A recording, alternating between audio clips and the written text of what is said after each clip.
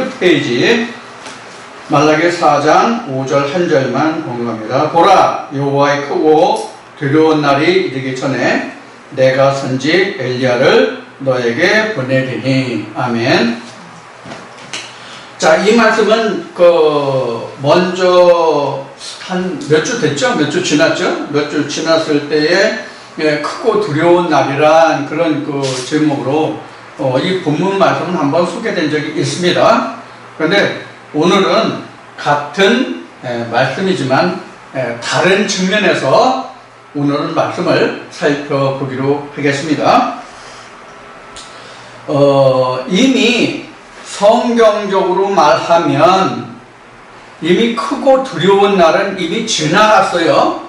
성경적으로 하면 크고 두려운 날이라는 것은 먼저 말씀에 나누었듯이 바로 엘리야가 오고 그 다음에 예수가 온 그 배경을 지금 말라기 선지자가 예언한 거거든요. 그래서 400여 년이 지난 후에 엘리야의 역으로 세례 요한이 오고 그 뒤에 광야에 외치는 자의 소리인 엘리야를 통해서 세례 요한을 통해서 그 후에 예수가 오고 그런 이루어진 이미 말씀이 성취된 그런 말씀의 하나죠. 그래서 먼저는 같은 말씀으로 크고 두려운 날이 뭐냐 하는 것을 말씀을 나누고 오늘은 같은 말씀으로 같은 본문의 말씀으로 오늘 이 시간 알아볼 것은 그럼 엘리야가 언제 오느냐 하는 거예요. 엘리야가 언제 오느냐. 이미 성경적으로는 이미 2000년 전에 엘리야가 왔잖아요. 2000년 전에 이미 유대 땅에 엘리야가 오고 세례 요한이 엘리야 역할로 왔잖아요. 오고 그 후에 엘리야의 광야에 외치는 자의 수를 통해서 말했듯이 내 뒤에 오시는 이인 예수 그리스도로 왔고 그래서 말씀이 다 성취됐죠. 이미 말라기 선지자가 예언한 이 말씀은 이미 성취된 말씀이에요. 자그마치 그 성취된 역사가 벌써 2000년이 넘었죠. 우리가 쓰는 세상의 연력으로 해서 2019년이니까 이미 2000년이라는 세월이 지났죠. 그러면 2000년이라는 세월이 지났으니까 그럼 오늘날은 엘리야가 오지 않을 거냐. 엘리야가 오지 않으면 어떻게 되죠? 엘리야가 오지 않으면 어떤 일이 벌어질까요? 하나님을 믿는 백성들에게 구원이라는 문제가 성취되질 않죠. 엘리야가 오지 않으면. 그러니까 지금 말씀드린 바와 같이 우리가 역사적으로 성경적으로 아는 바와 같이 이미 2000년 전에 말라기를 통해서 예언했던 말씀 이미 성취됐어요. 그러면 엘리야와 즉 세례 요한과 예수 이후의 사람들은 그럼 어떻게 엘리야를 언제 맞이하게 되느냐 하는 문제예요. 자, 그런 문제를 이번 시간에 나눠보려고 합니다. 그래서 엘리야는 언제 오나? 엘리야는 언제 오나?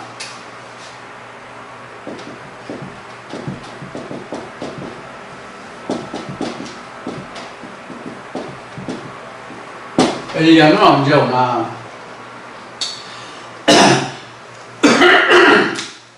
그러니까 지금 말라기 4장 5절 말씀에 보면은 그 본문에 기록하기를 크고 두려운 날이죠. 크고 두려운 날이 다른 말로 말세거든요. 그러니까 말세는 언제 오나 그 뜻과 같아요. 말세가 언제인가와 엘리야는 언제 오나는 결국은 같은 뜻이 돼요.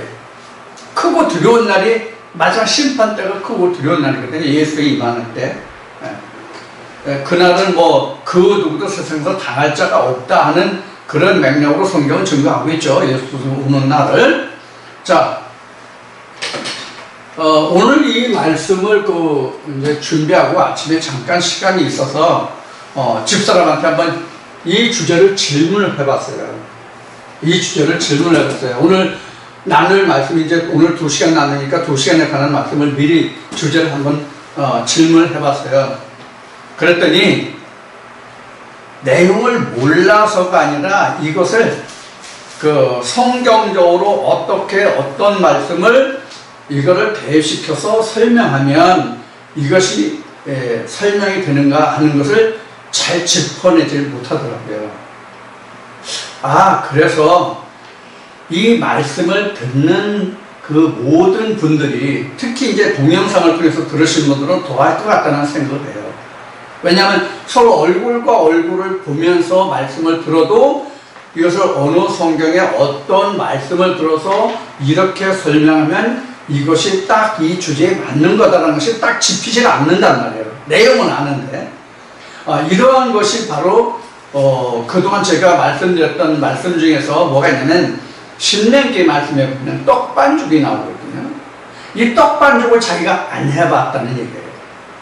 그냥 자기가 들어서 그렇지 그렇구나 맞아 여기까지는 누구나 다 할 수 있는데 그것을 자기가 어떤 말씀을 어떻게 해서 이 떡을 만들어 먹느냐 하는 것에 대해서는 자기가 거기에 참여해보지를 않았다 하는 그런 결론을 얻게 되더라고요.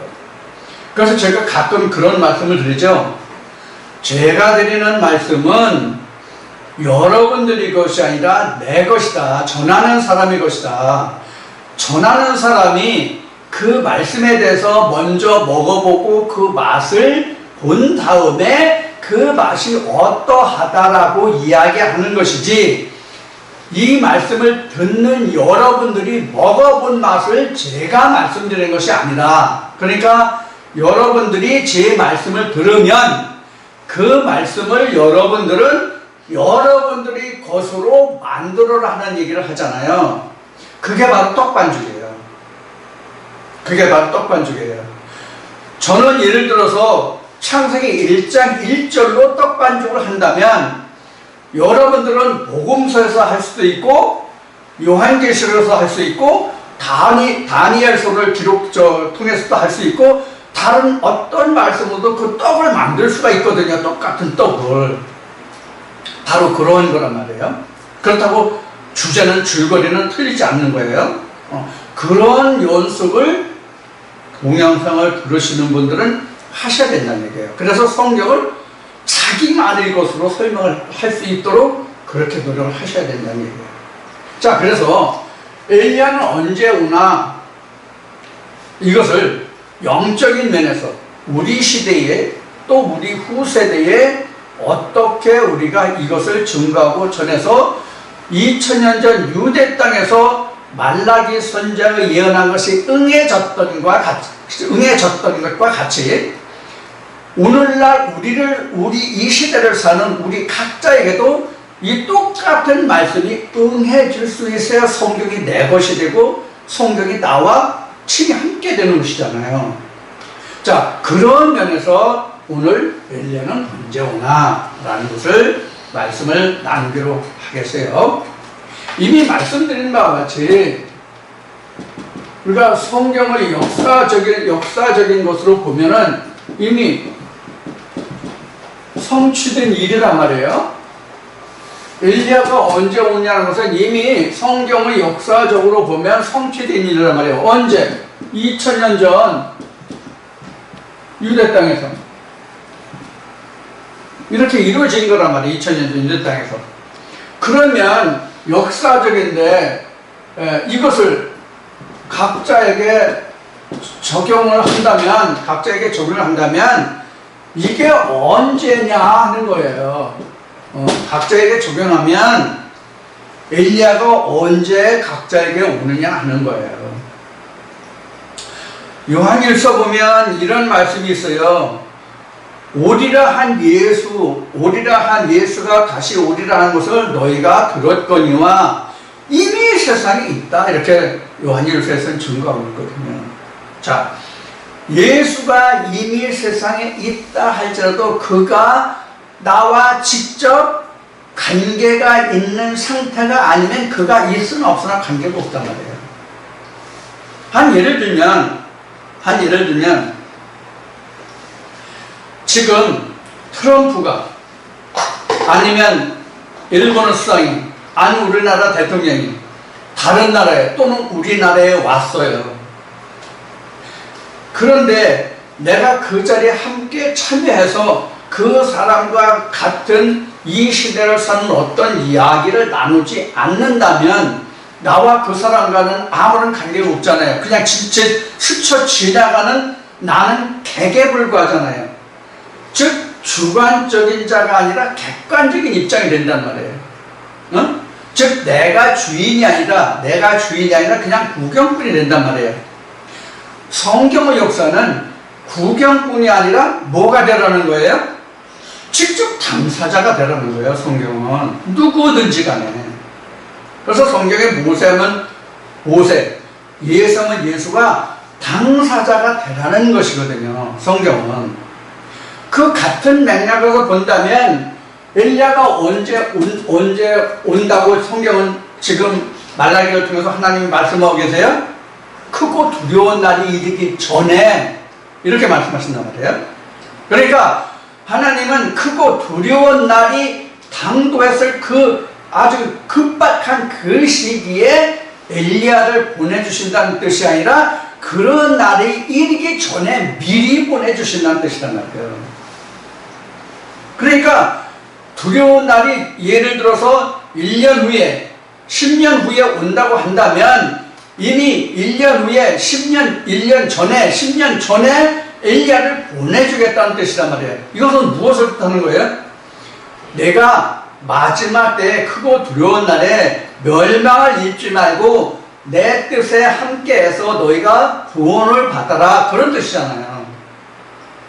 멸망을 당하지 말고 나와 함께하는 내 구원에 이르는 자가 되라는 것이잖아요. 하나님 말씀하시는 것은. 그럼 하나님이 말라기를 통해서 이러한 말씀을 하시게 된 이유가 뭐예요? 이스라엘 백성들이 하나님의 계명을 떠났기 때문에 하는 얘기예요. 이스라엘 백성들이 하나님의 계명을 떠나서 하나님 앞에 있지 않고 이방신 앞에 있기 때문에 너희를 심판할 테니까 그 크고 두려운 날이 이르기 전에 내가 너희를 나에게로 돌아오게 할 수 있는 선지자를 보내주겠다는 뜻이란 말이에요. 그 뒤에 그렇게 설명되어 있잖아요. 말라기 4장 5절 이하에 그렇게 설명이 되어 있잖아요. 그래서 그가 그 아비의 마음을 자녀들에게, 자녀의 마음을 아비에게 돌이키게 한다고 되어 있거든요. 그러면 아비의 말을 듣지 않고 떠나간, 집을 나간 자식이 부모에게 버림받지 않고 부모에게로 다시 돌아올 수 있는 기회를 주겠다는 것이 크고 두려운 날이 이르기 전에 내 종 엘리야를 보내주시겠다는 거예요. 이게 신약에 와서 예수님이 하신 말씀이 뭐예요? 탕자의 비유예요. 이게 탕자의 비유. 탕자가 돌아올 수 있는 것이 무엇으로 인해서 탕자가 다시 자기 아버지 집에 돌아올 수 있었어요? 복음서에 있는 탕자의 비유는 아들이 나가서 호기를 부려가지고 부모가 재산을 미리 나한테 유업을 달라, 나한테 나의 분깃을 달라, 그래 가지고 나갔다가 호랑방땅하다가 쫄딱 망해가지고 먹을 것이 없을 때에 저 돼지 먹이를 주는 그런 열매를 먹다가 내 아버지 집에는 먹을 것도 많은데 쉴 곳이 많은데 이렇게 해서 자기 아버지 집에 다시 돌아오게 됐다는 이야기가 탕자의 비유죠. 이 탕자의 비유가 어느 불효자식을 뜻하는 것이 아니라 하나님이 보셨을 때에 그 아들이 집을 나가, 즉 하나님의 계명을 떠난 이스라엘 백성들의 비유란 말이에요. 그 자식이 돌아오게 하기 위해서 종순자를 보내겠다는 거예요, 엘리야를. 그러면 2000년 전에는 하나님이 요세대 요한이라는 사람을 통해서 그렇게 역사하셨잖아요. 그럼 오늘날도 하나님이 그런 엘리야를 다시 보내주실 것이냐 하는 거예요. 2000년에 과거 유대 땅에 보냈던 그런 사람을 통한 엘리야를 보내주시겠냐 하는 문제예요. 이거는 절대 아니다. 사람은 절대 아니다. 그럼 오늘날에 크고 두려운 날이기 전에 엘리야를 보내주시겠다고 하는 현재 오늘날에 그 엘리야는 뭐가 될까요? 과거에는 실제 사람이 왔잖아요. 세례요한으로. 그러면 예수가 세상에 와서 하나님의 말씀을 다 이루고 죽은 자 가서 부활하시고 아버지 우편 보좌에 가셨어요. 아버지 우편 보좌에 가셨는데 예수님이 요한복음 14장에서 17장까지 제자들과의 고별 광야에서 약속하신 게 뭐예요? 뭐예요? 보혜사예요. 이게 오늘날은 누구냐면 엘리야예요.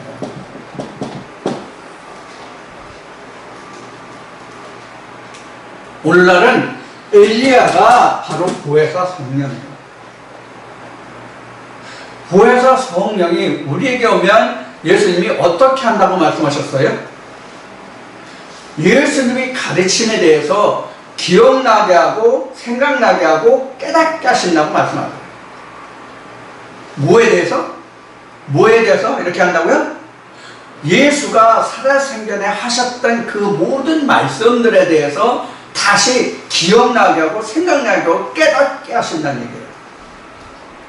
그래서 제자들이 이 보혜사 성령, 이 엘리야를 받은 게 성경 사도행전을 보면 오순절이라는 이름으로 우리가 말하고 있죠.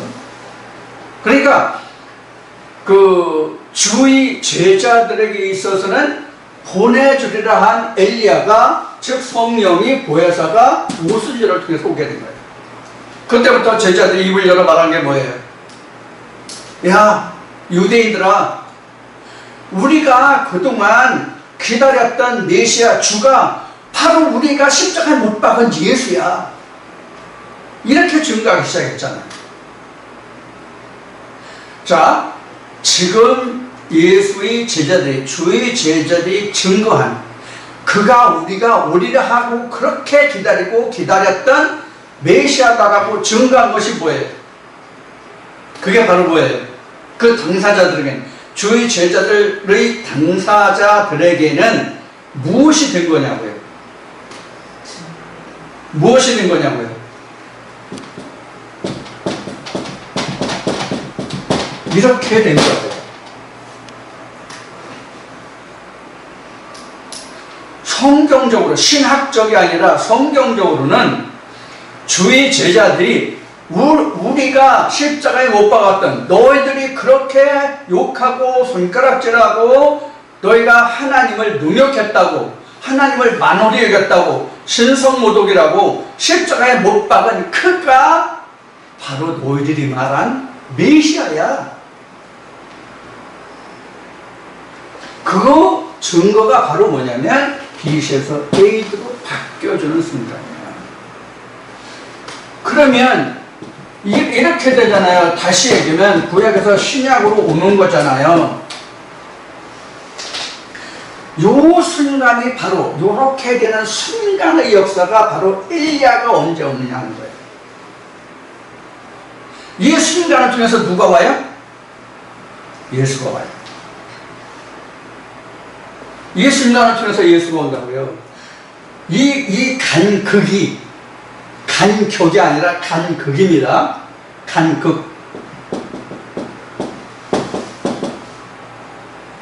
이건 그 존기에서도 쓰는 건데, 간극이에요. 간격이 아니라 간극이에요. 간격은 거리의 의미잖아요. 간격은 거리의 의미예요. 간극이라는 것은 상호간의 관계의 그 터를 얘기하는 거예요. 그 차이. 관계의 차이가 간극이에요. 즉, 플러스와 마이너스 요 사이가 간극이에요. 그럼 사실 플러스와 마이너스는 붙어 있는 거예요. 플러스와 마이너스는 우리가 합리적으로 나누어 보지만 플러스와 마이너스가 하나에 들어있다고요. 하나에 들어있다고요. 즉, 플러스만 가지고 어떤 질량을 말할 수 없고 마이너스만 가지고 질량을 말할 수 없어요. 플러스와 마이너스가 함께 합쳐야 에너지라는 가장 기초적인 한 힘이 돼요. 이것을 성경에서 가장 먼저 표현하는 것이 뭐냐면 뭘까요? 이게 생기, 이게 힘의 근원이에요. 시작이에요. 하나님의 힘의 시작의 근원이 바로 생기예요. 그래서 생명이 되죠. 그래서 이게 호흡이 되는 거예요. 우리 인생도 모태에서 태어나면 그 태를 통해서 생명을 유지하던 것을 세상에 나오면, 모태를 나오게 되면 태를 끊으면 생명선이 끊기잖아요. 그때부터 우리가 뭘 어떻게 해야 돼요? 자기가 공기를 호흡해야 되거든요. 이거 똑같은 거예요. 그러니까 우리가 생기를 받는다는 것은 세상에서, 이 인간의 세상에서 하나님의 세상으로 들어와가지고 하나님의 길을 밟기 시작한다는 뜻이 바로 생기예요. 그러니까 힘의 시작이죠. 이 생기는 하나님과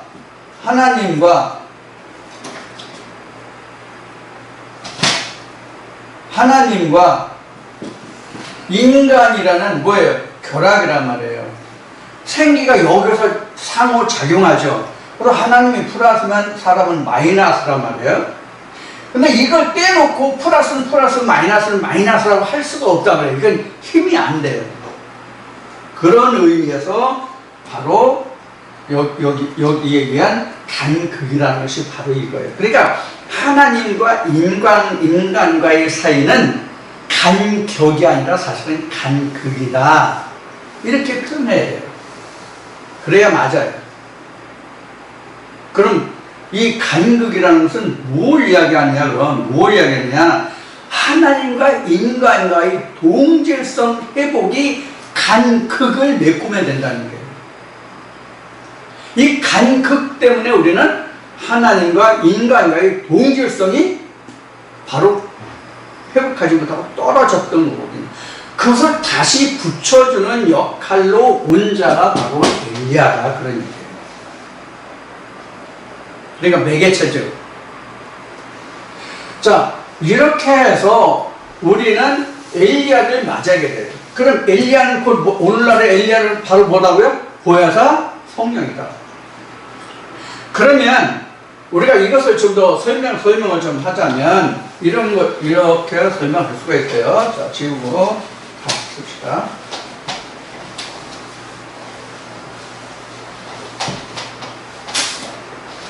자, 우리가 이게 참 굉장히 많이 쓰는 그 도표인데 잘 아는 거, 이거 그동안 수없이 했기 때문에 이거 모르는 분 아마 없을 거야. 이게 동영상을 들으시는 분들 중에서요. 워낙 많이 했기 때문에 제 블로그에도 그 다음이나 네이버 블로그에도 이 도표가 상당히 많이 나와 있는데, 예. 그래서 이 도표에 대해서 상당히 익숙할 겁니다. 근데 이 도표가 성경 전체를 사실 말하는 거거든요.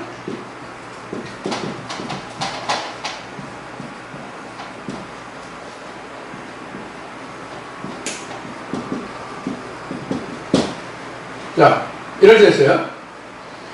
그러면 지금 애굽 광야, 요단을 건너서 여리고까지 가나안까지 들어갔는데 여기 뭐 홍해라는 것이 있고 요단이라는 것이 있잖아요. 그러면 자, 애굽에서 광야까지 인도하는 자가 누구였어요? 애굽에서 광야까지 인도하는 자가 누구였어요? 모세죠? 애굽에서 광야까지 인도하는 자가 누구냐면 모세예요. 그리고 요단에서부터 가나안까지 인도하는 자는 여호수아인데 이것은 성경에서 예수라고 설명하고 있어요. 그래서 이미 하나님은 구약을 통해서 구원의 여정 전 단계를 다 보여주신 거예요. 근데 요거를 다시 분석해보면, 지금 말씀드린 이 도표를 다시 분석해보면, 사도 바울이 이를 분석했는데, 이걸 다시 보면, 여기서 다시 보면, 여기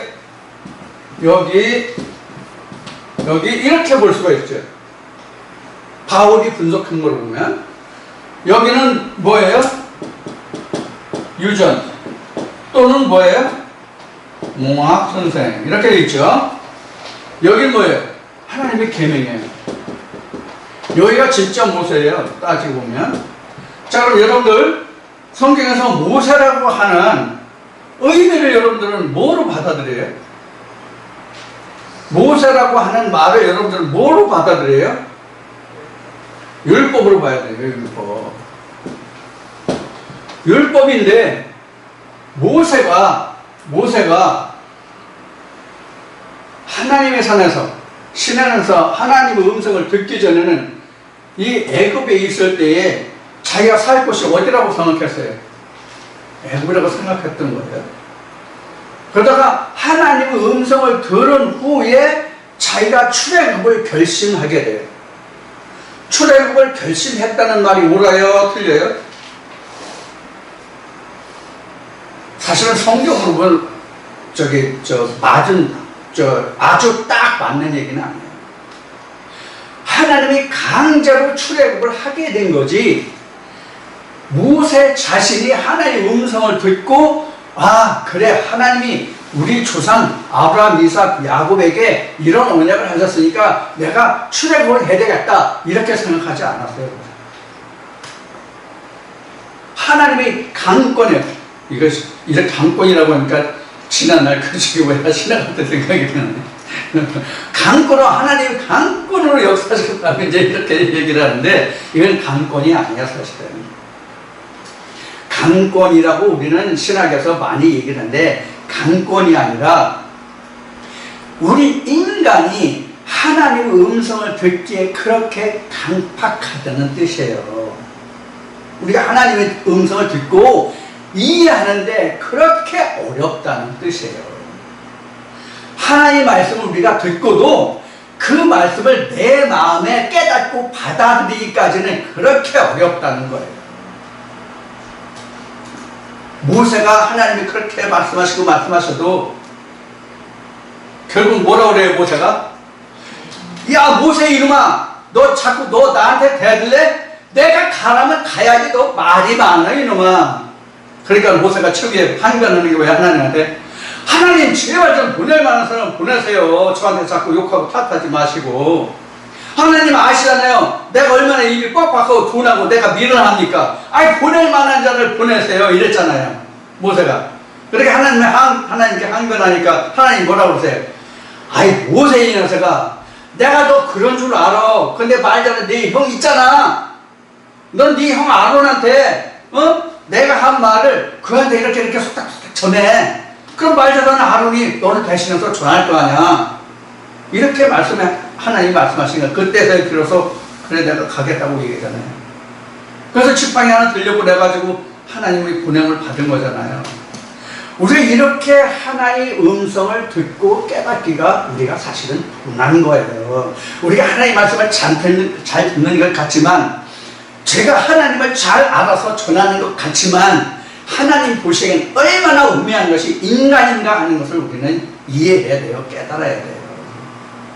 하나님은 우리에게 이렇게 좀 세상에 우리가 쓰는 말로 말씀을 드릴게요. 성경에는 이상으로 말씀하셨다, 무엇으로 말씀하셨다, 그렇게 나오잖아요, 성경에는. 이걸 세상 말로 표현하면 하나님이 즉 신이 점지해주지 않으면 절대로 이 말씀을 깨닫지를 못해요. 하나님이 점지해주지 않으시면 이 말씀을 절대로 모른다니까요. 지금 아담 때부터 현재 우리가 살기까지, 우리는 빼고 아담 때부터 예수까지만 하더라도 그 당시를 살아가는 사람들 중에서 오늘날 우리만큼 지혜가 없는 사람들만 살았을까요? 어? 우리들보다 미련하고 어리석은 사람들만 살았겠냐고. 오히려 옛날 우리 조상들이 문명이나 과학이 발달하지 않았어도 우리 현재의 과학이나 문명이 증명하는 것뿐이지 그 이전에 이미 모든 것을 다 알고 있었잖아요. 지금은 문명과 과학이 발달해서 그것을 과학으로 증명하고 있을 뿐이에요. 이미 그래서 성경에 기록된 바를 이미 전에 있던 것이 지금 있는 것이 이미 전에 옛날에 있었다라고 말씀하는 것과 같은 맥락이 많다면 돼요. 이건 영적으로 다른 의미를 따져볼 것이 많지만 이와 같이 우리는 애굽 광야 요단을 건너서 가나안 땅에 이르는데 애굽을 떠나서 광야까지 생활은 모세가 인도해요. 근데 모세가 인도하는데 모세가 인도한다는 뜻은 율법이 인도한다는 뜻이에요. 율법으로 간다는 뜻이에요. 근데 바울이 이렇게 증거해놨다고 지금 말씀드렸잖아요.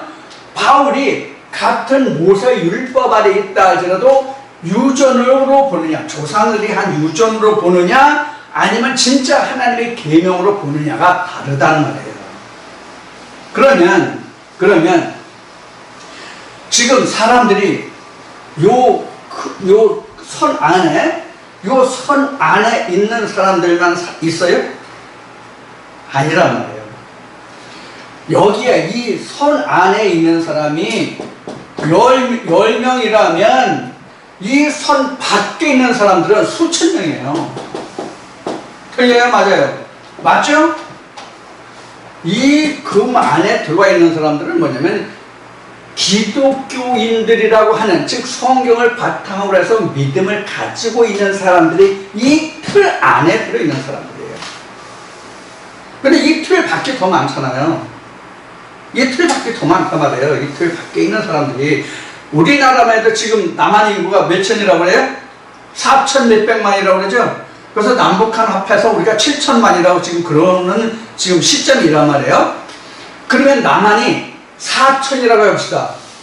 4천? 그러면 한 5, 6년 전만 해도 대한민국에, 한국에 기독교인이 대략 1000만에서 1200만이라고 했어요. 근데 1000만이라고 합시다. 현재 1000만이 기독교인이라고 합시다. 그럼 4천만은 아니잖아. 그럼 4대 1뿐이 안 돼. 단순 비교하면, 그렇죠? 그러니까 그 4명 중에 1명이 기독교인이라는 얘기예요, 지금. 그러니까 이 틀 안에 있는 사람들이 이렇게 적단 말이에요. 그런데 이 틀 안에 있는 사람들을 구분지어 보면 유전에 있는 사람, 계명에 있는 사람, 진리에 있는 사람, 이렇게 나눠볼 수 있다는 뜻이에요. 이게 창세기 1장 1절이에요. 이게 창세기 1장 1절이에요. 하나님이 천지를 창조하시니라. 여기에 뭐냐면 엘로힘 샤마이 메레츠 있잖아요. 여기가 엘로힘 샤마이 메레츠 이렇단 말이에요. 여기 땅에 속한 자들이에요. 이 땅에 속한 자들은 밖에 있는 자들과 전혀 다를 게 없어. 교회 나와보세요. 설명을 어떻게 하는지. 요새 SNS를 보면 목사들이 헌금만 강조하고 뭐하고 그래서 실제로 저기는 아무것도 없다고 막 기독교를 들고 까는 사람들이 많아요. 그 한편에서 또 그래도 그들을 불쌍히 하고 중국이라고 기도해야지 그러냐는 사람들이 많아요. 그래서 다음 주에는 기도가 도대체 뭐냐 하는 것을 한번 다뤄봐야 되겠다 하는 생각을 하고 있는데 어떻게 될지 모르겠어요.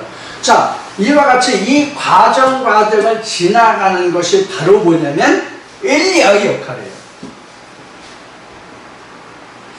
이 스텝을 넘어가는 그 역할이 바로 뭐냐면 엘리야의 역할이다 그런 얘기예요. 내가 지금 사람의 계명 아래에 있네, 유전 아래에 있네. 그래서 이것을 여기서 월반하게 하는 거, 유월하게 하는 것도 뭐 역할이다? 엘리야의 역할이다. 지금 뭐예요? 말씀을 깨달아야만 된다는 거예요. 지금 여기서 내가 듣고 있는 것은 저는 하나님의 말씀이라고 얘기하지만 이거는 사람의 기음이구나. 조상들이 유전을 흘러내려온 얘기, 전에도 이런 사람들이 이렇게 했고 전에는 이런 사람이 이렇게 했고 하는 그 유전을 얘기하는 것을 깨달은 사람이 여기로 넘어오면 그 넘어오게 했던 그 말씀이 그 사람에게는 뭐다? 엘리야 역할을 하는 거다. 그러니까 뭐예요? 결국은 말씀의 깨달음이죠. 말씀의 깨달음이에요. 그러니까 아무리 제가 그런 말을 자주 썼는데, 아무리 지금 하나님이 직접 오셔가지고 모세에게 하나님이 말씀하시든 아니면 2000년에 예수가 제자들에게 말씀하시든 직접 하나님과 예수가 지금 이 자리에 오셔서 우리에게 말씀하신다 할지라도 역시 예수님이 말씀하신 바와 같이 보는 눈과 듣는 귀가 없는 사람은 못 듣는다.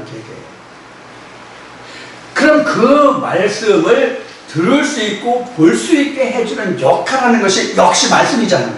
그렇죠? 역시 말씀인데 그 말씀이 엘리야가 하는 얘기예요. 그러니까 지금은 사람이 하는 것이 아니라 말씀이 역할을 한다 그런 얘기예요. 자, 이렇게 해서 유전에서 떠나와서 하나님의 계명으로 들어와요.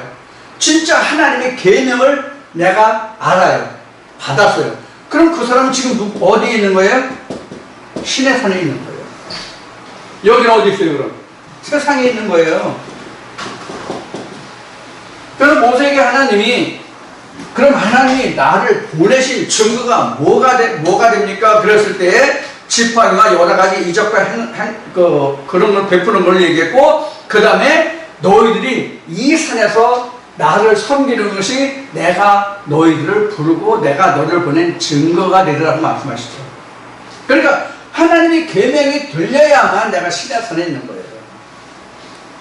그럼 이 신의 산에서도 율법으로는 내가 하나님께 구원을 얻을 수 없다는 말씀을 깨닫게 된다면 그건 뭐예요? 그것도 엘리야 역할이에요.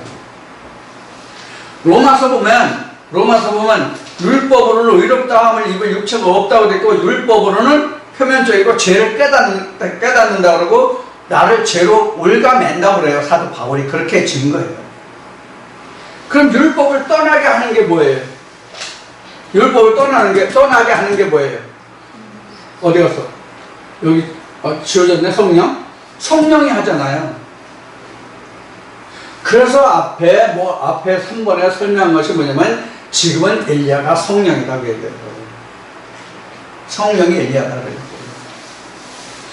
그런 성령이 지금 여기까지 나를 이끌어 왔으면 이 시대가 끝나는 거예요. 이게 없는 거예요. 이게.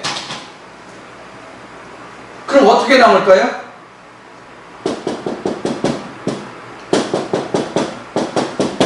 이렇게 나와요. 이렇게 남는다는 뜻이 뭐냐면 흔적만 있다는 얘기예요. 그리고 이것만 뭐가 돼? 실상이 되는 거예요. 그래서 계시록에는 보라 옛것이, 이게 옛것이거든요. 옛것이 변하여 뭐가 됐다? 새것이 됐다. 이렇게 나오는 거예요. 이게 신천지예요. 어느 교단의 이름 자기네들만 신천지라고 특허로 등록을 했잖아. 그래서 다른 데서는 신천지라고 쓰면 안 된대. 그럼 성경에는 자기네들 특허물인가? 전유물인가? 이런 개 같은 경우가 어디 있어요, 이게? 응? 그래도 자기네들이 정표이고 다른 데는 다 이단이라고? 일반 교단이 이단이면 그럼 신천지는 3단 전 되겠네. 우스갯소리를 했고요. 자, 그건 이제 다른 얘기고. 그래서 지금 우리가 지금 알아보는 엘리야는 언제 오나는 내가 이렇게 됐을 때 엘리야가 오는 거예요. 그러면 엘리야가 이렇게 왔잖아요. 그러면 마태복음 11장 12, 13절에 보면 뭐라고 됐어요?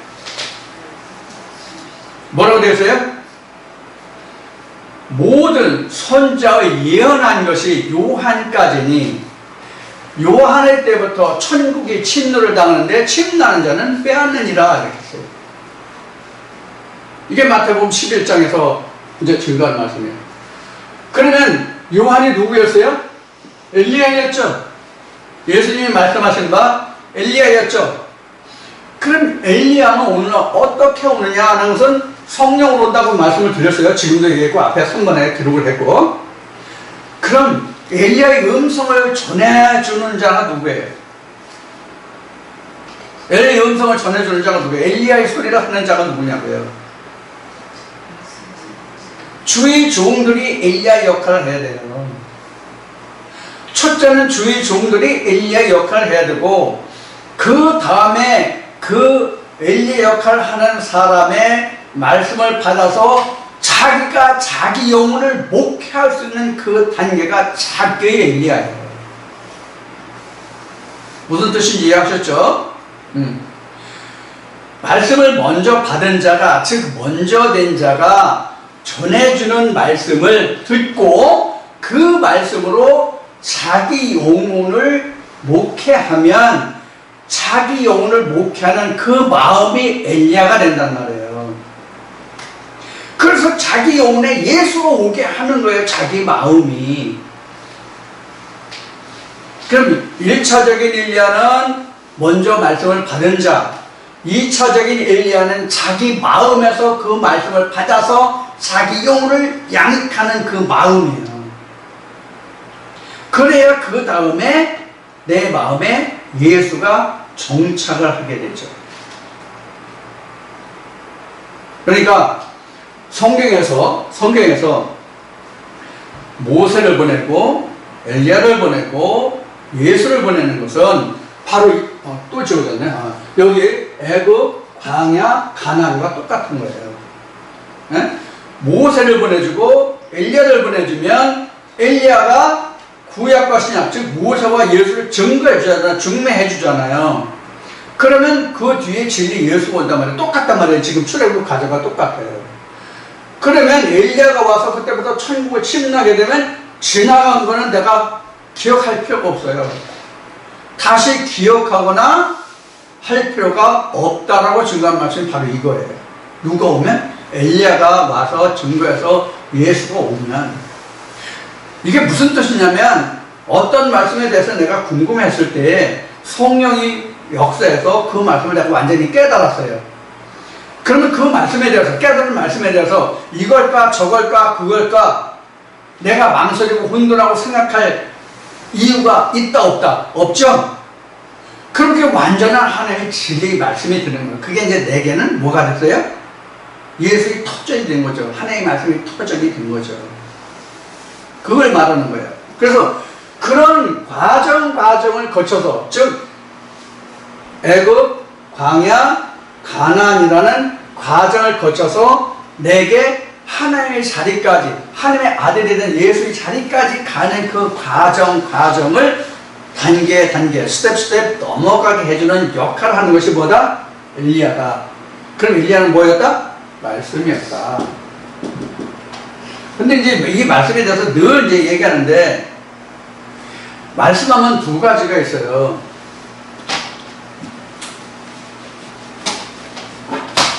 이제 말씀이 두 가지가 있다고 하면 사람들이 또 놀랄 거야, 아마. 무슨 성경 말씀에 한 말씀이 무슨 두 말씀이 있느냐.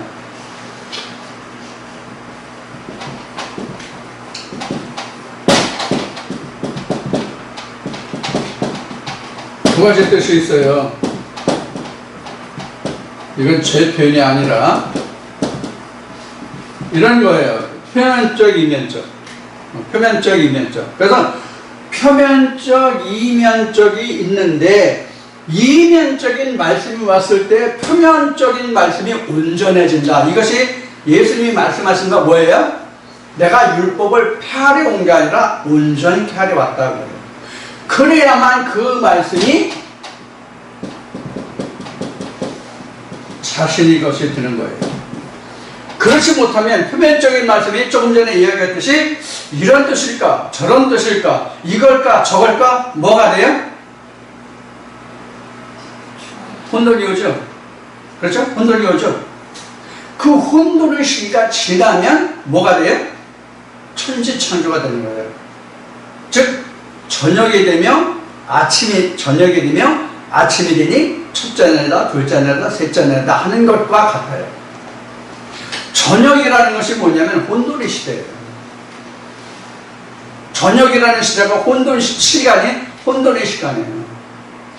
반드시 여러분들이 깨닫는 말씀은 전에 깨닫지 못할 때 그 말씀을 듣고 깨닫기 그 과정이 밤이에요. 항상 그 밤이라는 과정이 없이 아침에 오는 말씀은 단 한 구절도 없어요. 근데 그 밤이 한순간에 들을 때 순간으로 깨달아지는 아주 짧은 밤이 있는가 하면 말씀을 들어도 시간이 많이 걸려서 한참 시간이 지난 후에야 그때 그런 말씀을 들었는데 이거네? 하고 하는 순간이 있어요. 이렇게 시간이 걸리는 말씀도 있어요.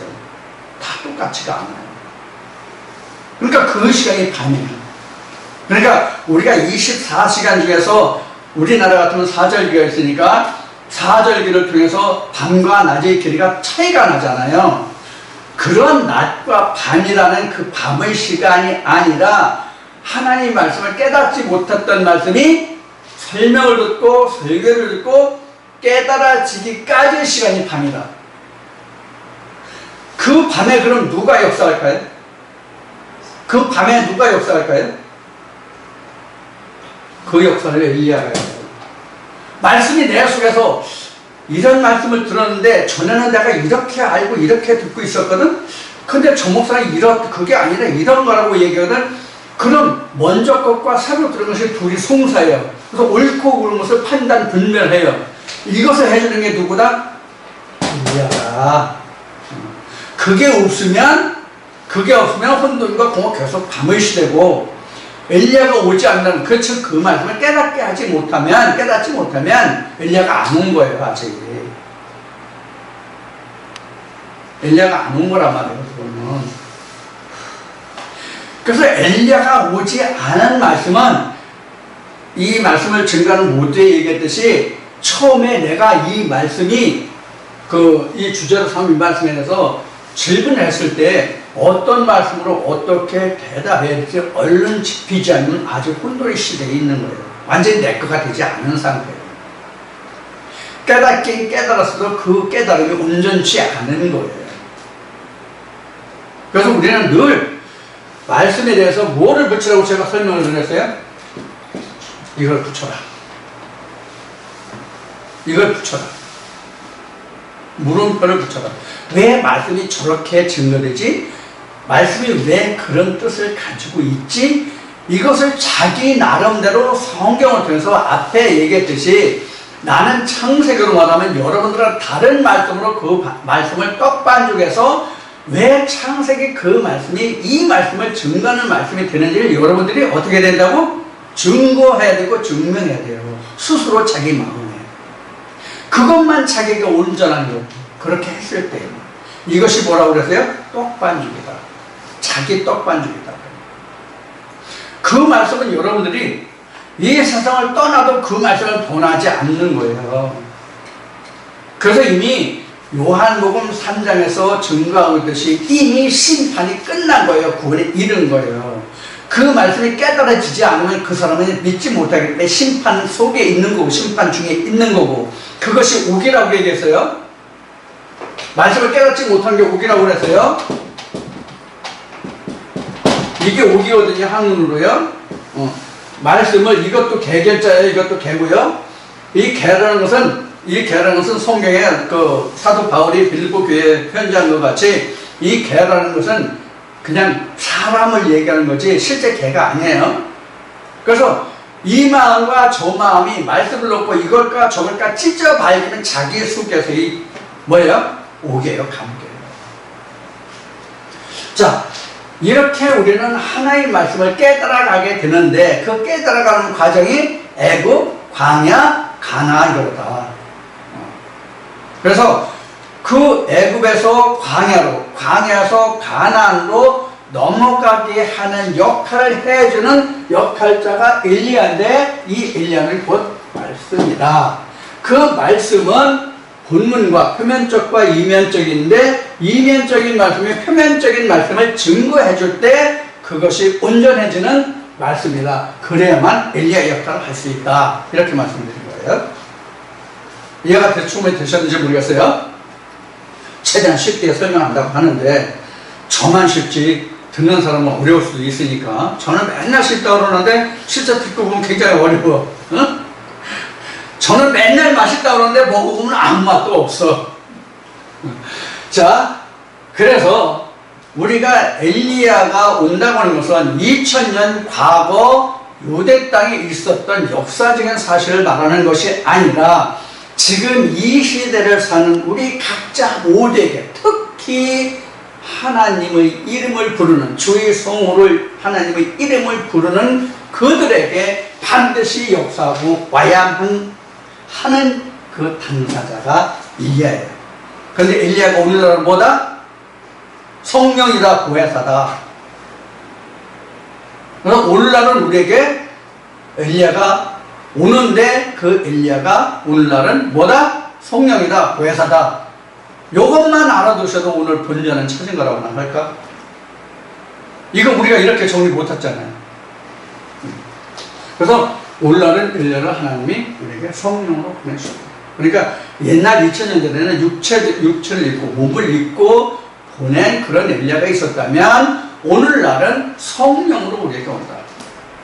엘리야가. 그래서 그 엘리야가 와야 구약과 신약을 나눠줘요. 나눠준다. 즉 깨달음이에요. 자, 이러한 역사를 통해서 오늘날 우리가 영적인 시대를 사는, 성령의 시대를 사는 우리들에게 지금 과거에서, 즉 BC에서 AD로 넘어가는 그 중간 매개체 역할을 해주는 엘리야가 된다. 뭐가? 성령이 보혜사다. 그래서 예수님이 보혜사를 우리에게 보내주겠다고 말씀하신 거예요. 여기서 또 동영상을 들으시는 분들 중에 착각을 하시는 분이, 또 혼돈을 하시는 분이, 궁금해하실 분이 있을지 몰라서, 있어서가 아니라 있을지 몰라서 설명을 드리겠습니다. 어떤 설명이냐면, 그 복음서에 보면 예수님이, 누가복음 특히 그게 정확하게 나타나 있는데, 누가복음에 보면 그 한 강도에게 내가 오늘날 나와 낙원에 있을 것이다, 이렇게 돼 있죠. 나와 함께 있을 것이다, 낙원에. 그래서 봐라, 성경에 예수가 낙원에 있지 천국에 가지 못했다, 이렇게 주장하는 신학자들이 굉장히 많아요. 의외로 많아요. 그러면 성경 역사 중에서 가장 크게 틀리는 말씀이 뭐예요? 오늘 이미 설명을 여러 번 했어. 뭐가 틀려요? 뭐가 성경이 틀려요? 오순절이 틀려요, 오순절.